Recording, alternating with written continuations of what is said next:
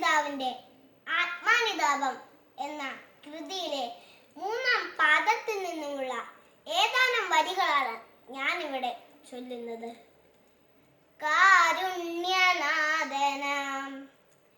ദേവകുമാരന്റെ ആരുണ്യ ശോഭയെ കാണാകേണം. കാരുണ്യവാരിധേ ആയതാൻ മാനുഷ കാരണം പാപാദി നീക്കുവാനായി മാനുഷ നീജ വേഷത്തെ ധരിച്ചൊരു മാനുഷത്രാതാവെ കാണാകേണം. മിത്രനെ മന്ദിപ്പിച്ചിടുന്ന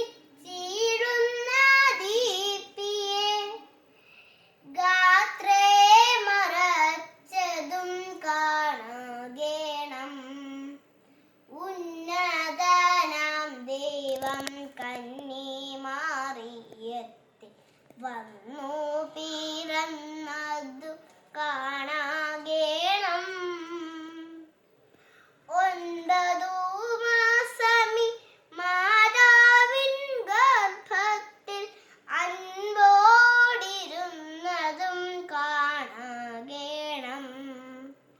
കേസ നിയോഗത്ത ഗർഭസ്ഥനായതൻ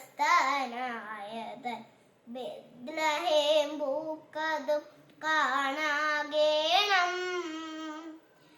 അമ്മാനുവേലെന്ന നാമാർത്ഥം പോൽ ദൈവം നമ്മോടു ചേർന്നതും കാണാകേണം. യാതൊരു വീടും കിട്ടാതെ ദുഃഖിച്ചതൻ മാതാപിതാക്കളെ കാണാകേണം. നാട്ടിൽ സ്ഥലം കിട്ടാതത്തൽപ്പെട്ടു തൊഴുക്കൂട്ടിൽ പിറന്നതും കാണാകേണം. മർത്യരേഹം കൃതി ദോഷം ദേശിക്കാന് കർത്താവിൻ താഴ്ചയിൽ കാണാകേണം. നോവും കറയും കൂടാതെ പ്രസവിച്ച ദൈവമാതാവെയും കാണാകേണം. കണ്ണിന ചായാതെ കുമ്പിട്ടു തന്നുടെ ഉണ്ണിയൻ കൺകൾക്കു കാണാകേണം. മാലാഹമാതാവിൻ കൈകളിൽ നൽകിയ ആലാഹപുത്രനെ കാണാകേണം. തൃക്കണ്ണുകൾ കൊണ്ടു മാതാവെ നോക്കുന്ന അക്കൺമണിയെ ഞാൻ കാണാകേണം. പുഞ്ചിരി കാട്ടി സ്നേഹാഗ്നി ജ്വലിപ്പിച്ച പൊൻചുണ്ടുകളെ ഞാൻ കാണാകേണം. ഇച്ഛയോടമ്മയെ കെട്ടിപ്പിടിച്ചൊരു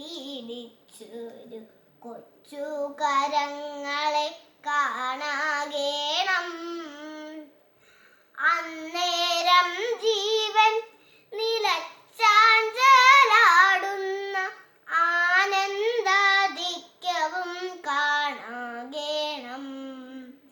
സ്നേഹാധിക്യത്താൽ ചുരത്തിയ പാൽത്തള്ള മോഹാൽ കൊടുത്തതും കാണാകേണം. പുത്രൻ